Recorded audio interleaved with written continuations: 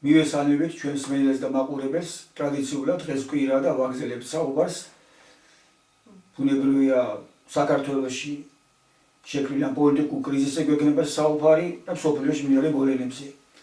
ჩვენი მკითხველისგან და მაყურებელისგან შემოსულია რამოდენიმე კითხვა და ჩვენ გვინდა რომ ეს ამ კითხვებზე უპასუხოთ. პირველი კითხვა ასეთია, რომ კანონიერმა ხელისუფლებამ რატომ ანუ წინააღმდეგი რომ კანონიერმა ხელისუფლებამ ამ კრიტიკულ პერიოდში ქვეყანა იხსნას სამოქალაქო ომისგან და დანიშნოს ახალი არჩევნები, რაც მათი წარმოდგენის ქვეყნის კრიზისიდან გამოყვანის ერთ-ერთი ღვთისგან აბოძები შანსია.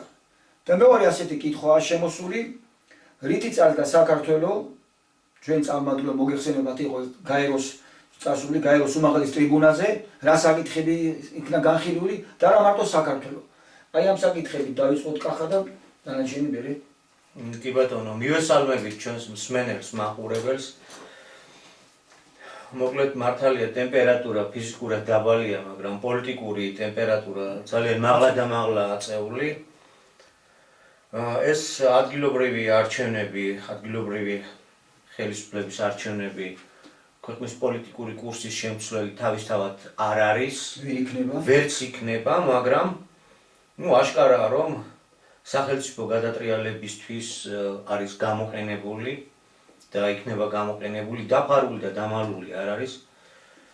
მთელი დიპლომატიური კორპუსია მობილიზებული იმ მხარიდან, ევროპის მხარიდან, ჩართეს პირდაპირ უკვე ზელენსკი მთლიანად უკრაინის ხელისუფლება პირდაპირ ჩართეს ამ საქმეში, რომ თურმე ეს გაეროს უმაღლეს ტრიბუნიდან გააჟღერა, რომ ევროპას დაუკარგია საქართველოს დაუკარგია დემოკრატიას და შველა უნდა და ერთი ამბები. და ამ საკითხს ცოტა მოგვიანებით შევხედით. ხო, ვიცით რომ ეს დიდი განხილვის თემა არის, უამრავი პოლიტოლოგი ამ თემებს იხილავს. ნაწილს რა თქმა უნდა ვეთანხმებით ჩვენ განხილვის სხვადასხვანაირი მიდგომები ამ საკითხებთან და მეტნაკლებად ცნობილია ჩვენი პოზიციები, თუმცა დავიწყოთ მაშინ ისევ პირველი შემოხმიანებიდან ჩვენი კეთილისმყოფელი პიროვნება დიდი პატივისცემის მიუხედავად მაინც გარკვეული კითხვები აქვს დარჩენილი, რატო ვარ წინააღმდეგი რომ კანონიერმა ხელისუფლებამ დანიშნოს ახალი არჩევნები და იხსნას ქვეყანა დაღუპვისგან. და მედიატორის როლი შეასრულოს ოპოზიციასა და პოზიციას შორის. ამ შემთხვევაში პოზიცია რა თქმა უნდა არის ხელისუფლება და ოპოზიცია იგულისხმება ქუჩაში გამოსული პროდასავლური ანკლავი, მთლიანობა. აი ამათ შორის რომ მედიატორის როლი თამაში და შესრულება რომ მოხდესო, თქვენ რატომ ხარ წინააღმდეგიო? კაცო ჩვენ არაფრის ესე წინააღმდეგი არა ვართ, მაგრამ აქ საკითხები ცოტა სხვანაირად არის.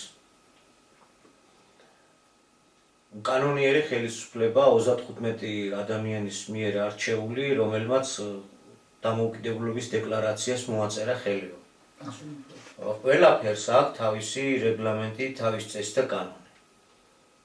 მათემატიკას თავისი კანონები, ქიმიას, ფიზიკას, პოლიტიკას, იურისდიქციას თავისი კანონები გააჩნია, თავისი რეგლამენტები გააჩნია. ხო ჩვენ თუ ამ რეგლამენტებს ავცნობთ და რაღაცას ვიგონებთ ისეც, რაც მსოფლიოში არ არსებობს, ეს უკვე ჩვენი პრობლემაა და ვერ იქნება ვერც მსოფლიოს პრობლემა, ვერც იურისდიქციის პრობლემა და ასე შემდეგ. და თანამედროვეობას თავისებური საზომები გაგვაჩნია, არსებობს ეს საზომები და ჩვენ ამ საზომებს ვეყრდნობით, ისე ვერ გამოვა, არ გამოვა.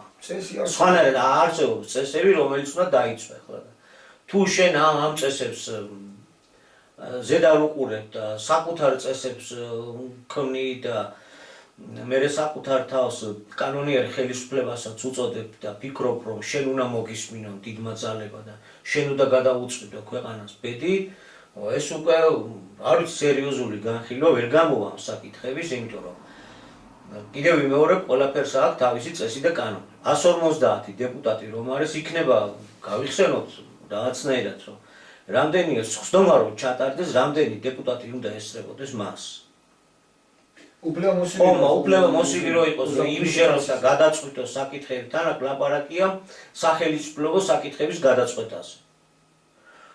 დეპუტატების უფლებამოსილებაც კი სადამდე გრძელდება, რეგლამენტირებულია. ნუ მართალია ახლა იქ დამხობა არ არის რეგლამენტირებული, მაგრამ საერთაშორისო პრაქტიკით ასეა, რომ როდესაც სადმე ხდება სახელმწიფო გადატრიალება, ეს არ ითვლება კანონიერად, ეს ლათინური ამერიკა ავიღოთ, კიდე აზიის ქვეყნები და ასე შემდეგ, საერთაშორისო დემოკრატიის უზენაესი კანონით მოითხოვება, რომ ჩატარდეს არჩევნები. და ეს არჩევნები, რასაც ისინი ატარებენ, მეტნაკლებად მაინც ითვალისწინებდეს გარკვეულ დემოკრატიის რეგლამენტს. და როცა ამ რეგლამენტით ტარდება არჩევნები და დგინდება ახალი ხელისუფლება, შემდგომ საერთაშორისო სამართლიდან გამომდინარე ამ ხელისუფლებებთან არსებობს დიალოგი და პროცესი. ხდება მათი ასე ვთქვათ აღიარება. ნუ აქ გასაგებია რომ ორმაგი სტანდარტები მოქმედებს სინამდვილეში, მაგრამ ზოგადად ეს ასეა მიჩნეული. ესე იგი უბიწოებით ყოფნა რომ დამხობა არ მომხდარიყო, თითქმის ასეთი ქვეყნები არ არის ძალიან ცოტა. სადაც თავის დროზე გარკვეული სამხედრო ხუნტები არ ყოფილიყვნენ მოსულები, არ ყოფილიყო გადატრიალება და ასე შემდეგ. ამ გეს რო გავყვეთ, ასეთი პრაქტიკა არსებობს. და შემდეგ 35 ადამიანი, 150 ადამიანი და რო შევიკრიბებთ და მთავრობას ვირჩევთ, ეს არსად არ წერია. ეს ვერაფრით ვერ მოხდება. ამას ქვია თვითმარქვიაობა. ახლა ორი კაცი ახლა ზურა მე შენ და მე ვზივართ ახლა ამ ტელეეტერში და მასე ჩვენ ორსაც შეგვიძლია მაშინ მაგ ლოგიკიდან გამომდინარე მთავრობა დავირქვათ და ჩვენ შევთავაზოთ მედიატორობა. ნუ არ გამოვა ახლა. რაც ვის შეიძლება თვალი აუხვიოთ. არ მე კი იმას ვიტყოდი, რომ პოლიტიკაში თუ ერთვები მეტი პასუხისმგებლობაა საჭირო და არ შეიძლება საზოგადოება ასე მასხარად აიგდო. მართალია ჟამია. მართალია ისეთი ეპოქაში გვიწევს ცხოვრება, როდესაც მართლაც გაუგონარი რაღაცეები ხდება მთელი მსოფლიოს მასშტაბით, წარმოუდგენელი რაღაცეები ხდება მსოფლიო პოლიტიკაში, მსოფლიო არენაზე. მაგრამ ეს არის ერთდროულად დაცემის ეპოქა, რომელიც უნდა გადაიზარდოს აღდგენა აღორძინებისკენ. ჩვენ 6 სიტყვა გაქვს მიღებული, რომელიც იძლევა იმ რეცეპტურას, რითი შეიძლება ეს დაცემული მდგომარება გარდაისახოს აღდგენა აღორძინება ამაღლებისკენ, სიცოცხლის გახანგრძლივებისკენ. ხო, ჩვენ ამ დაცემაში არ უნდა გავყვეთ. ამიტომ ჩვენ ერთმანეთს უნდა შევახსენოთ, როცა გამოვდივართ, საზოგადოებას უნდა ვცეთ პატივი. არ შეიძლება რომ თვალში ნაცრი შეყრა და უწყოთ ერთმანეთს და ხუთმა კაცმა მთავრობა აირჩია და კანონიერი ეგარიო და ასე შემდეგ. უფრო მეტი სერიოზულობაა საჭირო. ხო, თუ გინდა რომ საერთოდ რაიმე შეიცვალოს და მით უმეტეს იკეთისკენ. ახლა რაც შეეხება მედიატორობას ორ ძალას შორისო. თქვით რომ ქუჩაში ვისაც გამოყავს ხალხი, ანუ პროდასავლური შიგ ევროპის ხალხი, ხელისუფლება, რომელიც ემიჯნება და ხო, ჩვენ ესეც შიგ ევროპა არის, ოღონდ ჩვენ ღირსებით უნდა შევიდეთ. არა უკანა ფეხებზე დგომით და ძალფეხზე დგომით. ხო, აი ეს ორი ძალაა დაპირისპირებული და ამან შორის მედიატორობა. ეხლა რაში უპირისპირდება ეს ორი ძალა ერთმანეთს? აი არსი რა არის? ქუჩაში გამოსული ძალა მართლაც პირდაპირ მიათრევს ქვეყანას. გამოუცხად ჰიბრიდულ მესამე მსოფლიო ომში. ზუსტად ისე როგორც ზელენსკის მთავრობა ვისით იყო დაკომპლექტებული, აღარ მინდა ამაზე კიდე წამოუწიო საკითხები, რა ჯგუფი ჩამოყალიბდა მაკეინის კაბინეტში, როგორი თმაქოჩვარა ქორები წამოზარდეს მაშინ რომ ფერადი რევოლუციები პოსტსაბჭოთა სივრცეებშიც განეხორციელებინა და ვინ ედგა ამ ავანგარდს სათავეში. ხო, და შემდეგ ეს ჯგუფი სად იქნა გადასროლილი? კი გამოცდილების გასაზიარებლად და რა გზას დაადგა უკრაინა. ხედავთ, უყურებთ, ვიცით, აი არის სწრაფი დაღუპვის გზა. ფორმულა. ეს გზა დაღუპისა. მაგრამ ჩვენ მოგვეცა ორი ამ შემთხვევაში. ნუ ხედავთ ჩვენ სისუსტეებს და ერთგვარად რაღაცნაირად მაინც გვიმარტივებს იმ საკითხის გადაწყვეტას, იმის დანახვას, რაც არის რეალობა. ერთი არის ძალიან სწრაფი დაღუპვის გზა და ამ სწრაფი დაღუპვის გზის წარმომადგენლებს სწორედ ეს ადგილობრივი არჩევნები უნდათ გამოიყენონ, რომ ხელისუფლება შეცვალონ, პოლიტიკური კურსი შეცვალონ. და ბალტიისპირელებთან ერთად შეუტიოთ რუსეთის იმპერიას. დავამარცხოთ სტრატეგიული მარცხნივ და ვაწმევინოთ. დასაფრებულია დანარჩენები საქმე, როგორ გვიბიძგონ ხელი და პირველები როგორ ჩავცვიდეთ იმ სკროლში, რომ მე საქართველოს გაინაწილონ. ეს ერთი გზა.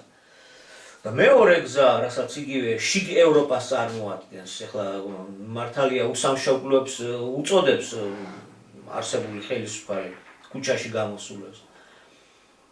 მაგრამ ესეც მაინც შიგ ევროპა, იმიტომ რომ ღირსებით უნდათ რომ ევროპა შევიდეთ და კორუფციას ვებძით თურმე იმიტომ რომ ევროპაში მესამე ადგილი გვინდა რომ ავიღოთ. ესე იგი მთელი ჩვენი ავადმყოფობა მაინც, მთელი ჩვენი სწორება ისევ ევროპაზეა. ესე იგი ისევ გარეთ, ისევ თავ ვიღაცას მოვაჩვენოთ. ხო. რაში დაობენ? დაობენ საგარეო პოლიტიკურ კურსში. დანარჩენი მეორე საკითხი, ქვეყნის გაყიდვის საკითხში ამათ არაფერი სადავ არ აქვს. ყველაფერი გავყიდოთ სინდისის გარდა და ინვესტორი არის ღმერთი. რა არის ინვესტორი? ყიდველი ბატონ პატრონი შემოყავს შენ ქვეყანას ალაგებ, აი ესე დახლზე ალაგებ, ნაჭერ თუ მთლიანად დებ ბაზარზე, სოფლიო ბაზარზე და ახარბებ, ეძახი, მოდი იყიდე, ანუ ჩადე ფული, მოდი ფულიანო, ჩადე ფული, 1-2 კაპიკი მეც გადმომიგე, შენცა ჭამე და მეც მაჭამე. აი ეს არის ჩვენი ინვესტორი. ამ საკითხში ესენი ერთად არიან. არ ვიცი მედიაციას რო ამობს ვიღაც რაღაცა დაჯგუფება და კანონიერი ხელისუფლებას რო უწოდებს საკუთარ თავს. რაში დაობენ ახლა ესენი და რაში არ დაობენ და სად რაში არიან შერიგებულები, რომელიც სადავო არ აქვს. და უნდა მოუბრუნდეთ სწორედ აი ამ საკითხს, რომ აი ეს ქუჩაში ვისაც გამოყვანილი იყოს პროდასავლურები შიგ ევროპა. სად არის 6 მილიარდი არ ჩანსო. ეგეც ბლეფი იყო მაგათია. და ახლა დაუნტკიცა რომ ბლეფი კი არ არის, კაცო. თლათ 6 მილიარდი არ იყო საწყისში და ახლა 6 მილიარდი 600 მილიონი დაემატაო.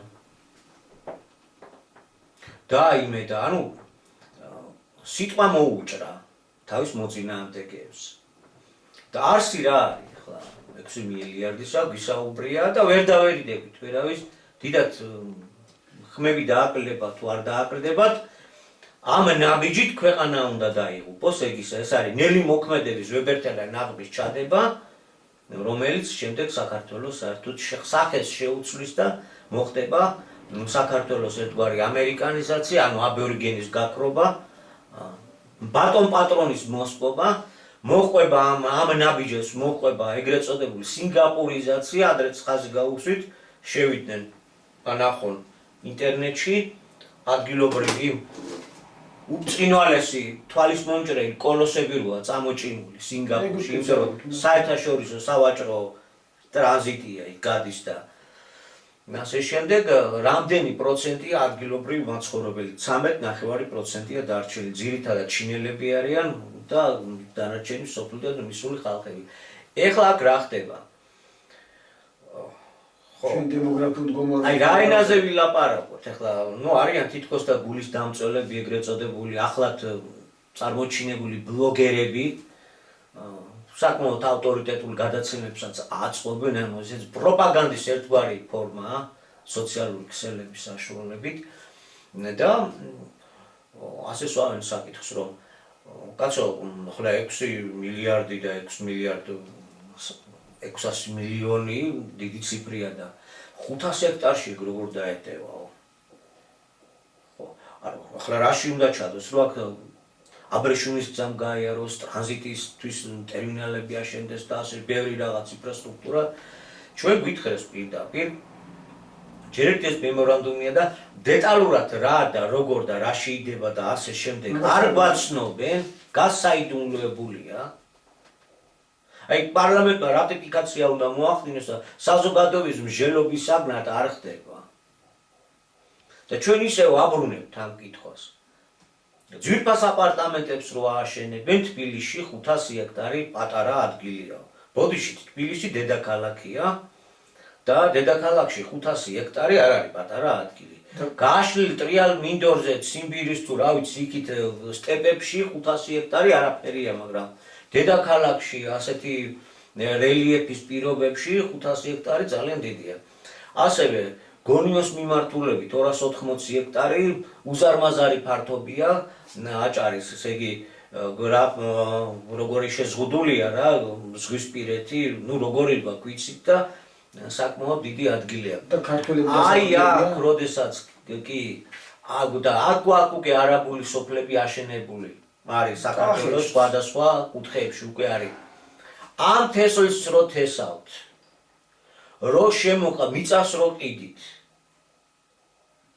ფულზე რო ყიდით მამულს. ის სხვა საკითხია, რომ მოდის ინვესტორი და რაღაც წარმოებას ქმნის, კი ბატონო ტრანზიტის საკითხში, პორტის საკითხში ერთობა და ასე შემდეგ. თანამონაწილეობს სახელმწიფოსთან ერთად, ოღონდ სახელმწიფო ამ სტრატეგიული დარგის მშენებლობა თუ მიდის ან სტრატეგიული მნიშვნელობის ობიექტის შექმნა თუ მიმდინარეობს და აქ იღებს გარედან შემოსული კაპიტალი, სადაც სახელმწიფოს 51% უჭირავს. ერთი პაკეტი ეს მისაღებია, გაიხალხო, მაგრამ აქ არის ლაპარაკი კეთილმოწყობილზე არა ლაპარაკი. როგორიც იქ აქვს დუბაიში ალბათ ზღაპრულ ფუტურისტული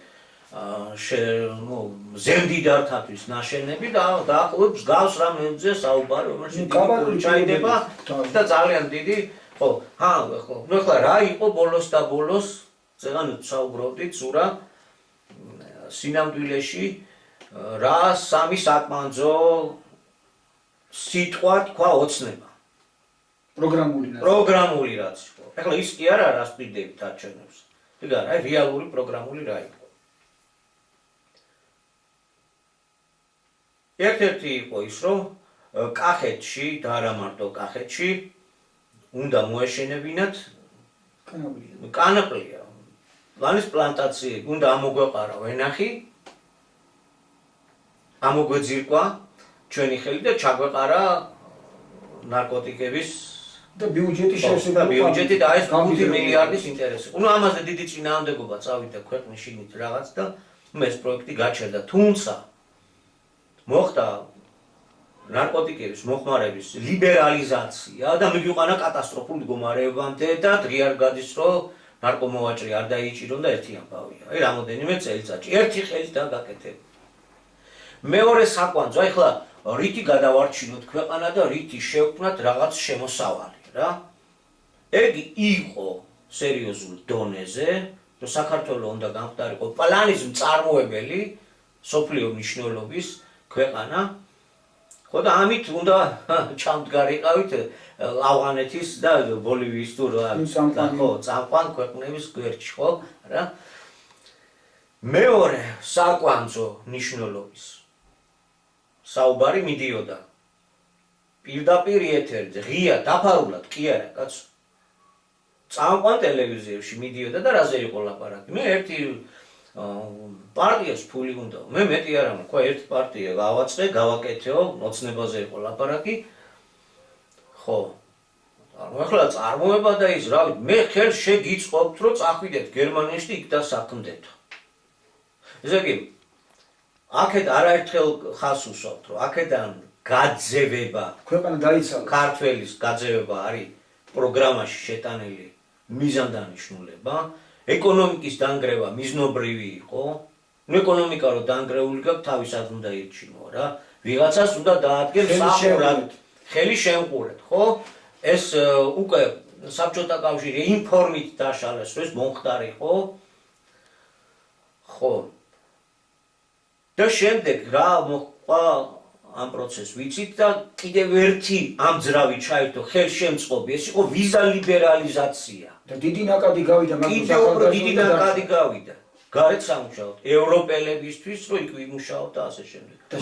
და პირობები სწორედაც ამ და ხელისუფალმა, მე აქ დიდ ვერაფერს ვერ ვიზავ და გავაკეთებ ისე გიშვამდგივრობთ, რომ ისე იქ წახვიდეთ. ეგ იყო მეორე საკვანძო. აი რითი უშოროთ ახლა უქმნით რამე ინდუსტრიას, რაიმე დარგებს უქმნით, ვაშენებთ, არა.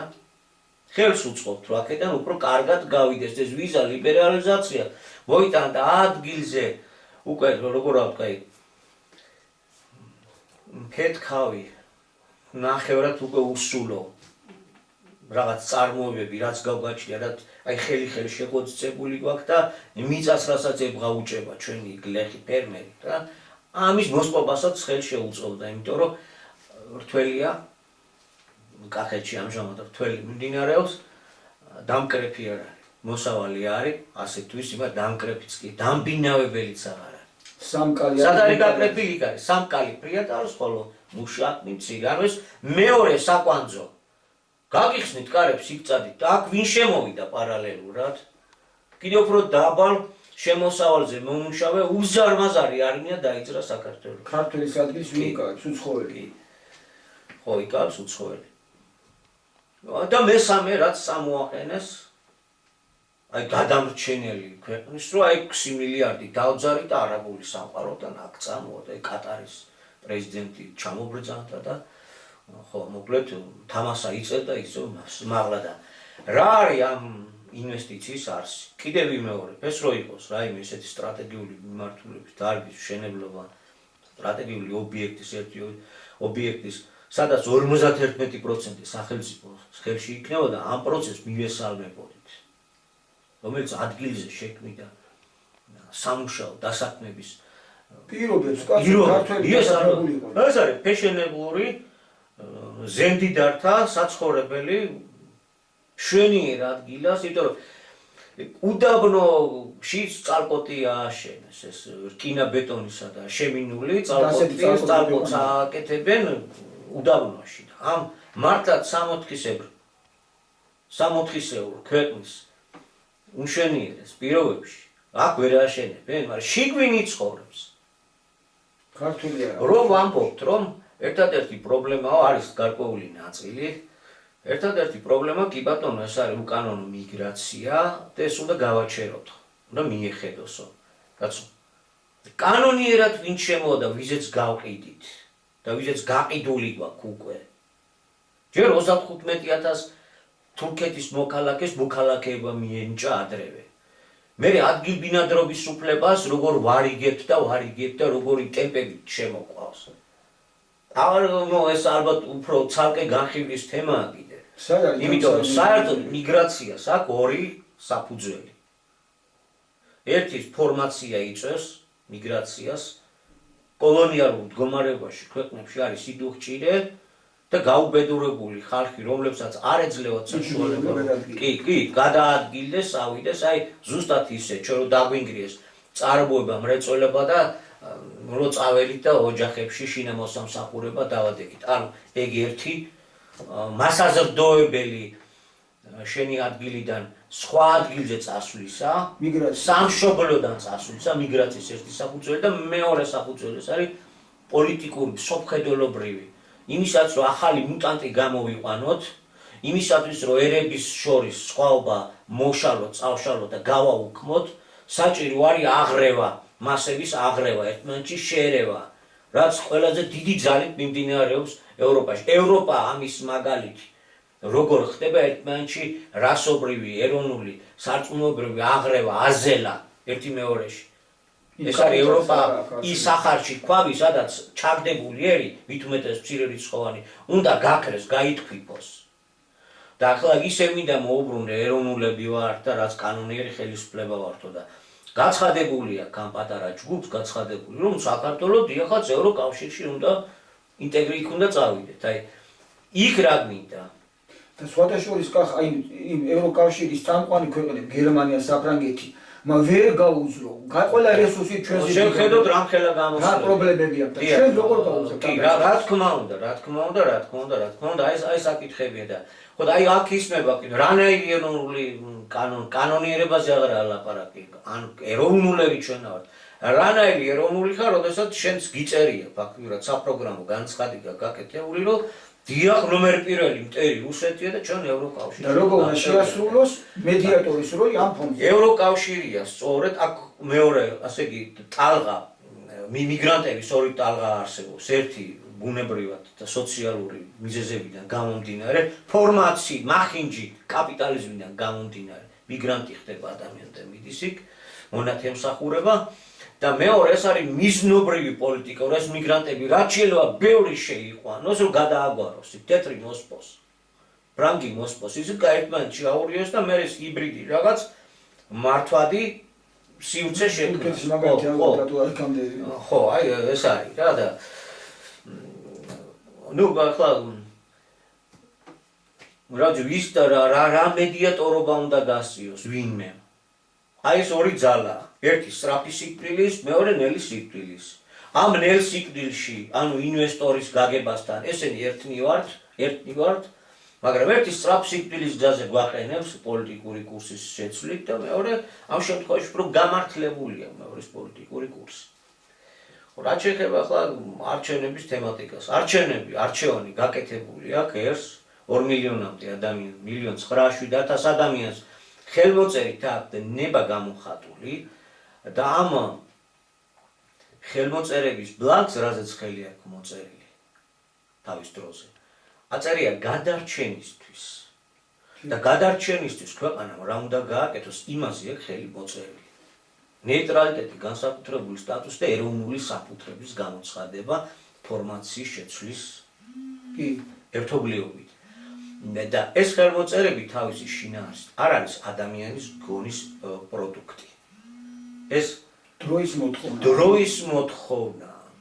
და ჩვენი ორგანიზაციის არსებობაც სწორედ ამას ეფუძნება, რომ გავარკვიოთ ამ დროის მოთხოვნას, რომელიმე პოლიტიკური მოძრაობა, რომელიმე პოლიტიკური პარტია, რომელიმე გამოჩი წარმოჩენილი პიროვნება, ფიგურა ითვალისწინებს უერთდება თუ არ უერთდებით.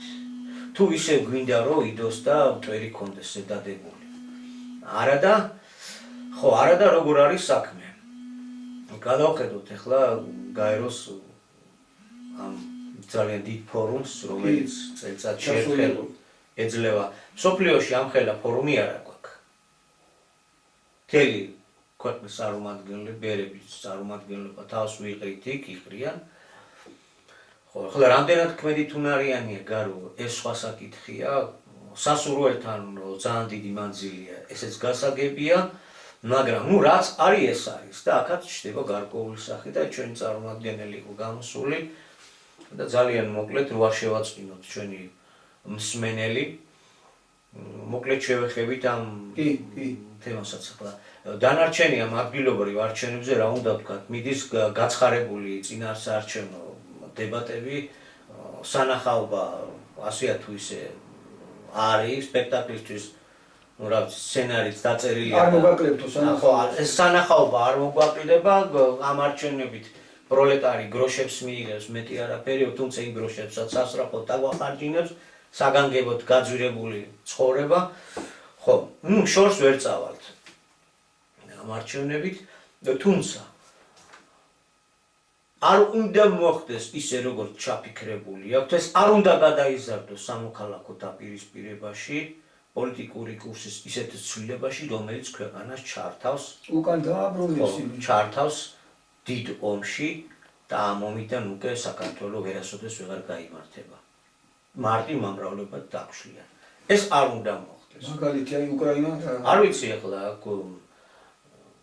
რაც აღმეც არასადის არასაქმე არ იქნების.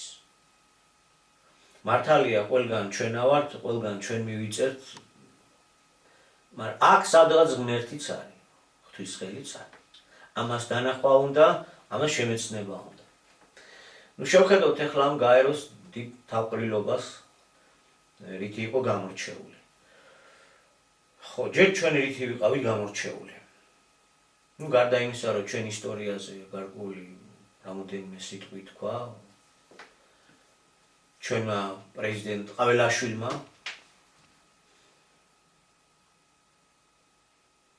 ერთი ფრაზა ჩაგვჭა ყველაზე მეტად. ჩვენ მზად ვართ ყველასთან ღია დიალოგისთვის. ჩვენი ტერიტორიული საკითხების პრობლემა ვისთან დიალოგს გავალდებულებს. აქამდე მასთან დიალოგი, პირდაპირი დიალოგი, ღია დიალოგი ჰქონდა აკრძალული და მათი დასწრების გარეშე, დასავლეთის დასწრების გარეშე ეს არ მიმდინარეობდა. კი. უნდა დავეკითხოთ. ეხლა თუ დასავლეთს უნდა დაეკითხო, რუსეთთან უნდა დაალაგო თუ არა ურთიერთობები იმისთვის, რომ შენი ტერიტორიული მთლიანობის საკითხი გადაწყვიტო, მაშინ ძალიან დიდხანს მოუწევს ლოდინი. და აგერ კიდეც უილოდებით, უსაშველოდ, უსამშობლოდ და ასე შემდეგ. ეს იყო განსხვავებული. ყველასთან ვართ ღია დიალოგის დროს. ამას საქმე უნდა მოყვეს. ამას საქმე უნდა მოყვეს. კარგია ეს სიტყვა. ხო, ყველასთან ღია დია, რატო ღია კიდე, ღია რა. დახურულში სხვა ჭაობით რეალებს. აი ახალი დროის მოთხოვნა რა არის? გამჭვირვალე უნდა იყოს მარტო. გამჭვირვალე უნდა იყოს ფორმაცია და არა პირამიდული დიქტატი დახურული ზევიდან რომ ბატონობს საზოგადოებაზე. ეს არა მარტო ქვეყნის შიგნით, ქვეყნებს შორის ურთიერთობაშიც დიახ ღია. და ჩვენ ქართიაში დღის სინათლეზე რომ გამოდის საკითხები ადამიანში და ერში და საზოგადოებაში და მსოფლიოში არის ის ლოგიკური კეთილიც, უაზროვნეც. ხო, რომელსაც ვერ ეკეთხვი, რომ 2x2 4 არ არის და არის 5 ან 7 მე როგორც მაწყობს, ეს არ არის. ამიტომ გამჭვირვალობა და ღია დიალოგი არის ერთ-ერთი წამალი მომავალი მშვიდობისთვის. და ნეიტრალიტეტი განსაკუთრებული სტატუსით გვავალდებულებს სამომავლოდ, რომ ჩვენ დიახ ღია დიალოგი უნდა გქონდეს, რომ ჩანდეს, რომ არავისთან, არავის წინააღმდეგ არ ვიყენებ საკუთარ ხელისუფლებას, საკუთარ ქვეყანას, საკუთარი ქვეყნის ტერიტორიას. და ყველასთან კეთილმეზობლური თანაბრად, არც ერთს არ ვანიჭებთ განსაკუთრებულ უპირატესობას, თანაბრად, იმიტომ რომ ყველგან თანაბარი კაციჭამია სისტემაა, ფორმაცია და ის ახალი ყველას უნდა, ამაშია საქმე.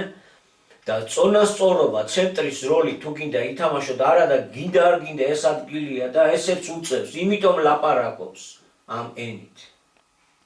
რატო წინა პრეზიდენტები ამ ენით არ ლაპარაკობდნენ? არ ვლაპარაკობდით. დრო უკვე ისე გვიჭერს, გვაიძულებს ისა ვთქვათ, რაც გვაქვს სათქმელი. კი. ეს ერთი საკითხი. ამას მიესალმებით. მეორე საკითხი. გაერო უნდა უზრუნველყოს მრავალპოლუსიანი მსოფლიოს მშვიდობიანი თანაარსებობა. ესეთი სერიოზული განაცხადია. ეს არაა პატარა საკითხი, მრავალპოლუსიანი. და აქვე შევეხოთ იმ საკითხს, რომ კატეგორიული წინააღმდეგი ეს არ უნდა დასავლეს. დასავლეთის საბჭოთა კავშირის დაშლის მერე დასავლეთმა ამერიკის შეერთებულმა შტატებმა ჩათვალა, რომ ისაა სამყაროს უკანასკნელი და ერთადერთი ბატონ-პატრონი და მესაჭე. ამ ამბიციიდან ვერ გამოდის დასავლეთი. თუნდაც ეს ხდომა ამის ნათელი დამადასტურებელი მაგალითია, იმიტომ რომ 15 წუთიანი რეგლამენტი გადაზარდა საათი და მეტში ბატონმა ტრამპმა. ეს რას ნიშნავს? ეს ნიშნავს იმას, რომ შენ შეურაცხყოფას აყერებ მსოფლიო თანამეგობრობას, მსოფლიო საზოგადოებრიობას. ეს ქვეყნების წარმომადგენლები არიან. არ შეიძლება მათ ესეთი შეურაცხყოფა, რომ შენ ზევიდან უყურო, შენ რეგლამენტი დაარღვევ 1 საათი მოძღრო და შენი ილაპარაკო და დანარჩენებს აღარ დაუტოვო დრო და ასე შემდეგ. აი სწორედ ჩვენი პრეზიდენტის გამოსვლა, სადაც სულ რამოდენიმე სიტყვით ახსენა მრავალპოლუსიანობა, სწორედ ასეთი ტიპის ქცევის საწინააღმდეგოა. მარტო შენ არ ხარ მსოფლიო პოლუსი. სხვა ცენტრებიც არსებობს და ამ ცენტრებმა ერთმანეთთან თანაბარ დონეზე პარიტეტულ სიმაღლით უნდა აწარმოონ გარკვეული სახის ურთიერთობები, ეკონომიკური, პოლიტიკური და ასე შემდეგ. არა ერთის დიქტატით იმართებოდეს სოფლიო, არამედ გათვალისწინებული უნდა იყოს ყველა კულტურა, ყველა კონტინენტი და ასე შემდეგ, ხო? აი მრავალპოლუსიანობა ამას გულისხმობს. ესა მრავალპოლუსიანობა გაძლევს წინა პირობას, ეს არ არის გარანტია. წინა პირობას, რომ შენ იარსებო, როგორც ერმა სახელმწიფო, სუვერენულად, ჰარმონიულად, შემდგომში ჰარმონიული ურთიერთობებისკენ უნდა წავიდეს მსოფლიო. ერებსა სახელმწიფოებს შორის ჰარმონიული ურთიერთობების მიმართულებით უნდა განვითარდეს კაცობრიობა, იმიტომ რომ ახალმა სიტყვა მოგვაწოდა, რა მოგვაწოდა?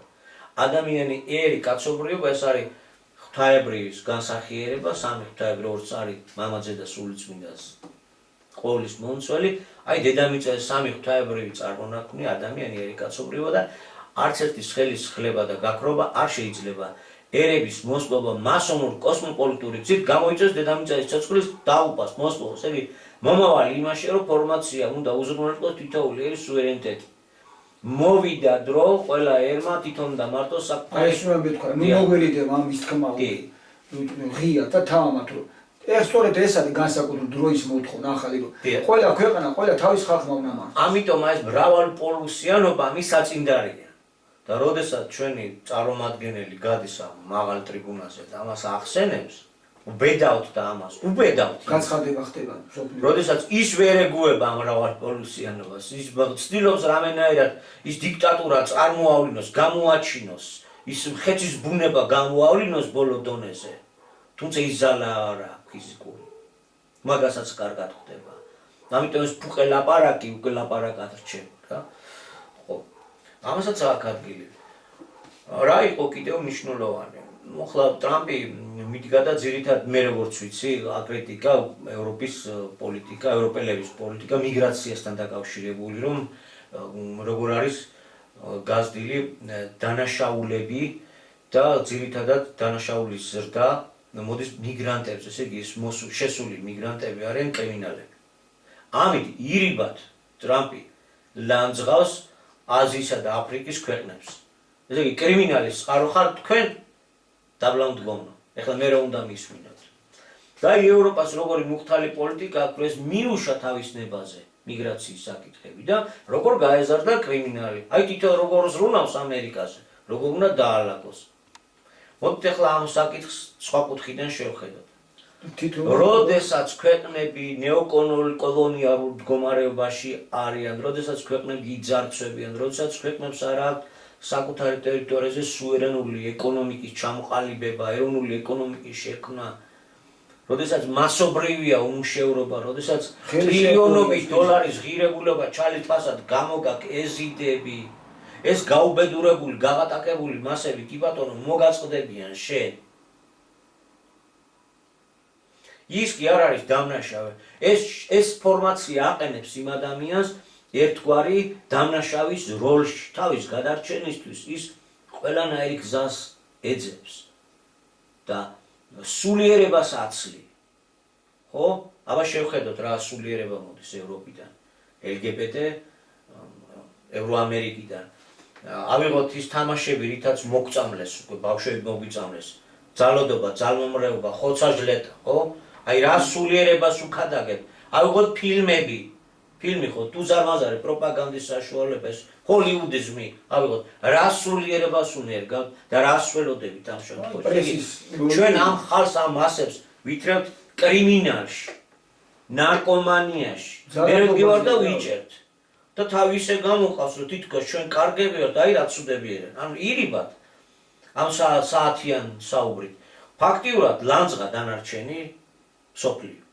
დაამცრო, დაამდაბლა, მაგრამ არის მაგრამ. სოფლიო სამაგიეროდ მეორე წითლების ფრთა გააქტიურდა ლავრობის საშუალებით და გაახსენა სოფლიოს ბორელის გამონათქვამი. ევროკავშირი ბაღნარი გვაქვს აშენებული, გარეთ ჯუნგლებია და ვინ მოგცათ ამის უფლება დანარჩენ სოფლიოს ასე ელაპარაკოთ, ასე დაამდაბლოთ, ასე დაამციროთო. ესე იგი, ახალი სიო უბერავს. რეალური სუვერენიტეტი კი იქვე ითქვა ეს, ხო? და იცვლება ახალი სიო, ახალი განმათავისუფლების როლის თამაში უწევს წითელ წარმომადგენლობას კრემლიდან და მიმდინარეობს მსოფლიოში დიდი ჭიდილი, დიდი გადანაწილება და აისახა აი ამ ანსამბლის ხდომაშიც გამოვლინდა ერთი მხარეთ, მეორე მხარეს ასევე მაინც მეტნაკლებად დადებით მოვლენად უნდა იქნას მიჩნეული ისიც რომ პალესტინის აღიარება დაიწყო ევროპის წამყვანმა ქვეყნებმა პალესტინის საკითხს გამოეხმაურა ლათინური ამერიკის ქვეყნებიც, მათ შორის ბოლივია 20,000-იანი ჯარით მზადვა, რომ სამშვიდობო მანდატით თუ კი გაერო ამ მანდატს შექმნის, რომ რამენერად გადაარჩინონ ამ ფაშისტური საშინელი უბედურობისგან იქნებ იხსნან. ახლა უახლოეს მომავალში რაღაც კარდინალური ის მოლოდინი არ აგვაქვს, მაგრამ გავახსენებ ჩვენს მსმენელს, რომ როდესაც დაიწყო ის ამბები ჰამასის შეჭრა და ასე შემდეგ და ის ომი, რომელიც ახლა არ მთავრდება ღაზა სექტორში და სულ უფრო და უფრო საშინელ სახეს იღებს, ჩვენ თქვით, რომ მსოფლიო მმართველების დასჯის პერიოდიც დაიწყო, დადგა. ალბათ ბევრს გაეცინა, ვინც მართავს მსოფლიოს და პირიქით კი არისო. საქმე იმაშია, რომ მსოფლიო საზოგადოებრიობის თვალში სიონიზმი, ფაშიზმი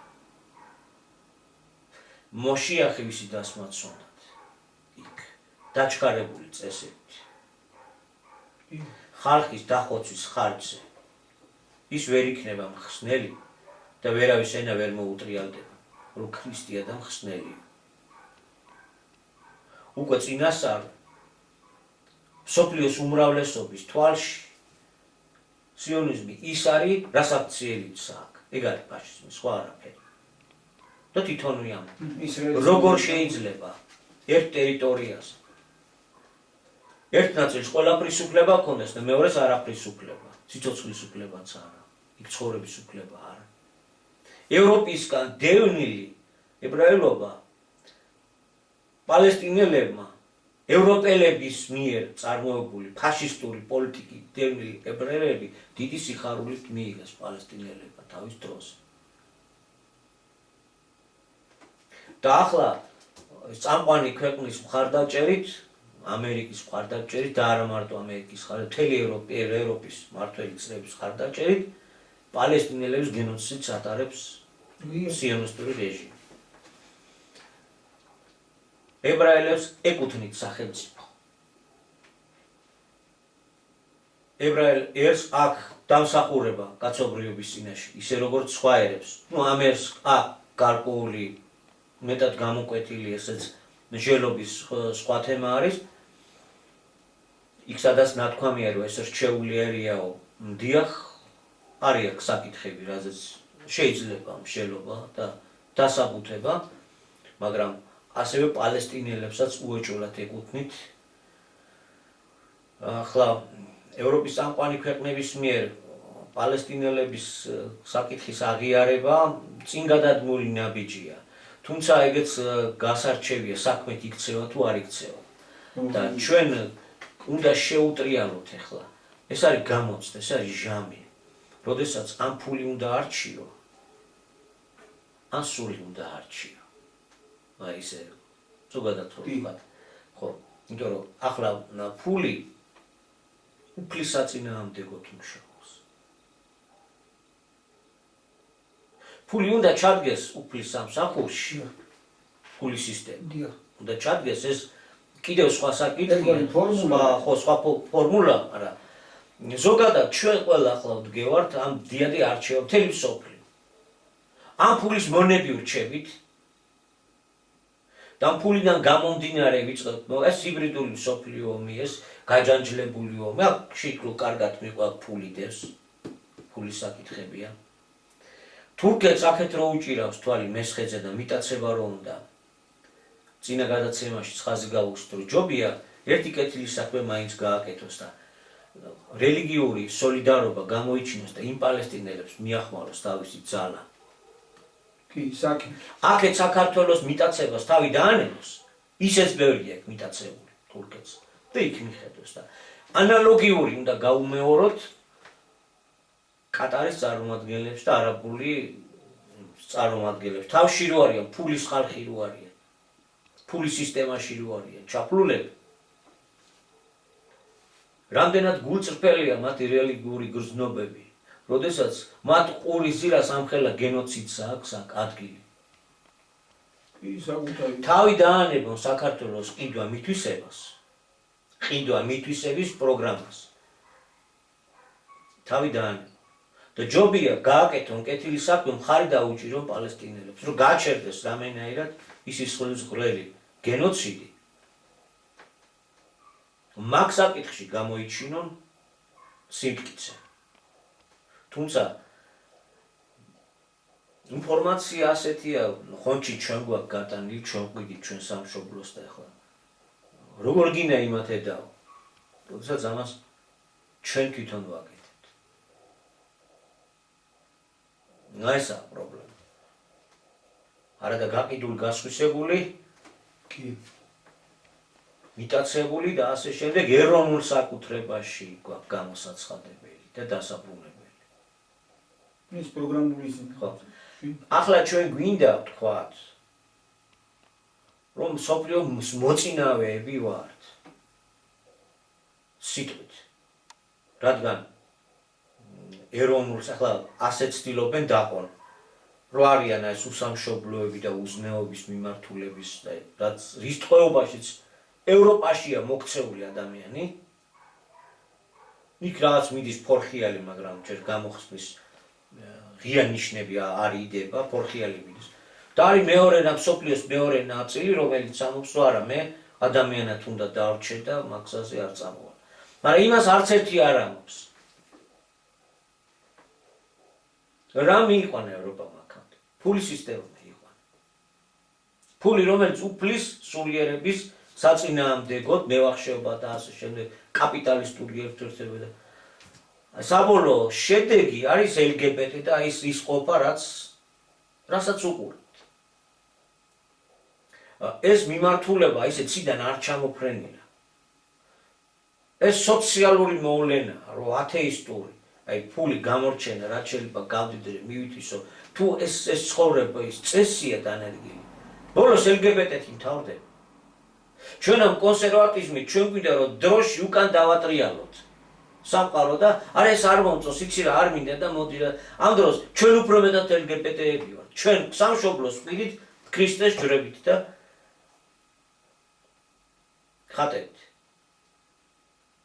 არა და ახალი სიტყვა ამს რომ შენი სამშობლო ღვთის განაბოძებია და ვალდებული ხარ მოუვალ. ამას ღიად გეუბნებო უკვე ახალი სიტყვა. და გავახსენებ ქრისტეს სიტყვას. ნემსის ყუნჩი აკლემ უფრო გაძრება ვიდრე მდიდარში. ეს ჩვენ ზოგადად მდიდარაშვილები ვართ. ამას ამისკენ მივიდით და კაპიტალიზმია რა პრობლემაა რა.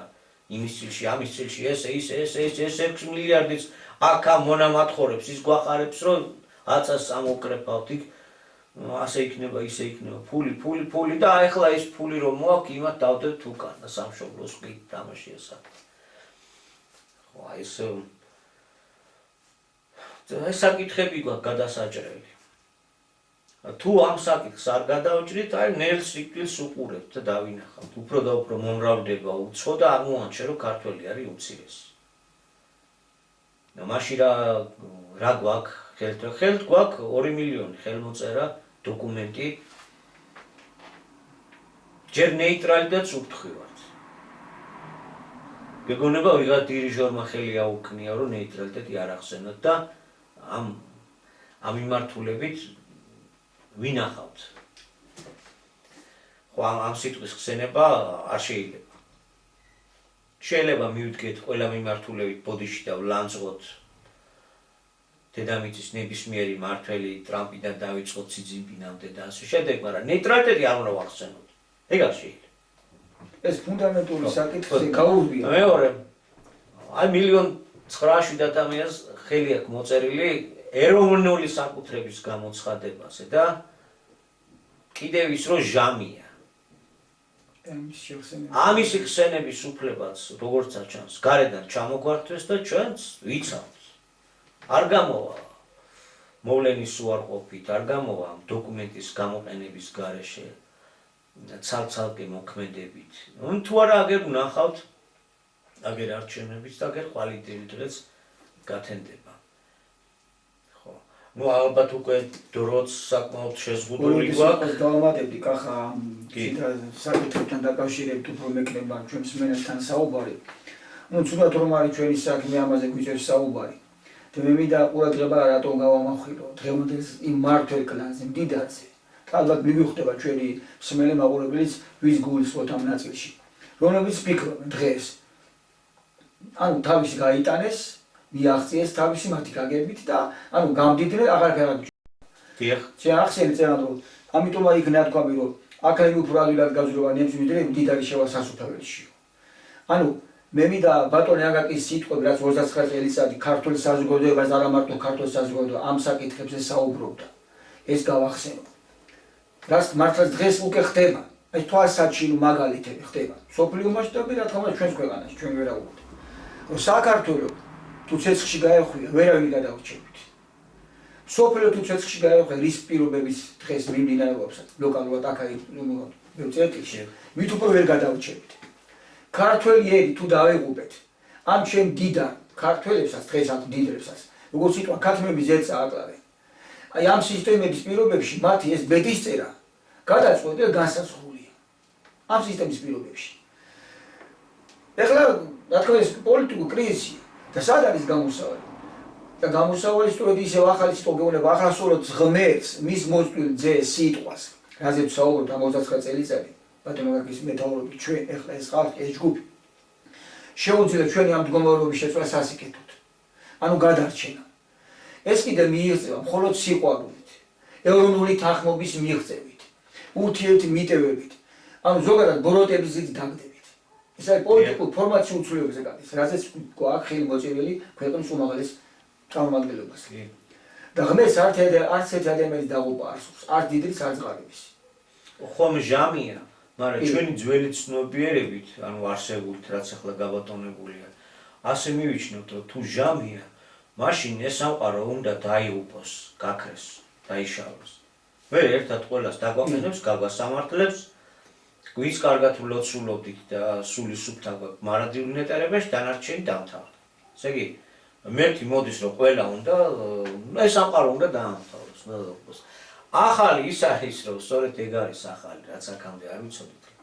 არავის დაღუპვა არ უნდა, ის გთავაზობს ამ სიტყვას, რაზეც 28 წელი გვესაუბრა, რის გადმოცემასაც გვახვარა მთელი თავისი სულიერი ფიზიკური ენერგია ბატონო აკაკი, ეს სიტყვა სწორედ მაგას ამბობს, რომ ყველას ეძლევა შანსი გადარჩენის ბოროტების გზა დასაკვირი ფორმაცია შესაძლებელი.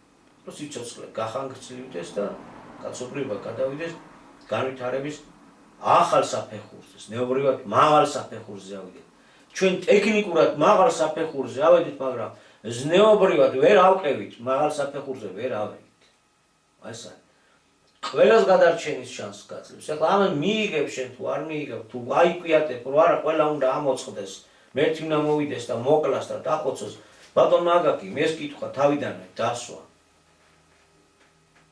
და სატანა ამ დროს რას ფიქრობს, რას აკეთებს?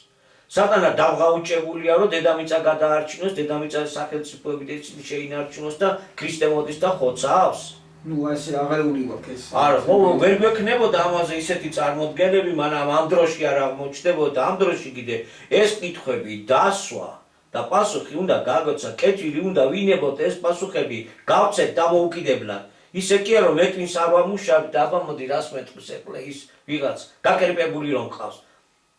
და იმან რაღა უნდა გითხრას, იმასაც სხვა და ვის ვაწყვეტინებთ, რას ვაწყვეტინებთ, ეს თითოეულსა გვაქვს პასუხი გასაცემი. რას აკეთებს ქრისტე მოდის რომ უნდა გაწყვიტოს, ამოწყვიტოს ის არა და სატანა რაღაცა აკეთებს. ის სიცოცხლეს იხანგრძლივებს? აი რომელია? ეს ერთი რო გავცეთ. ხო.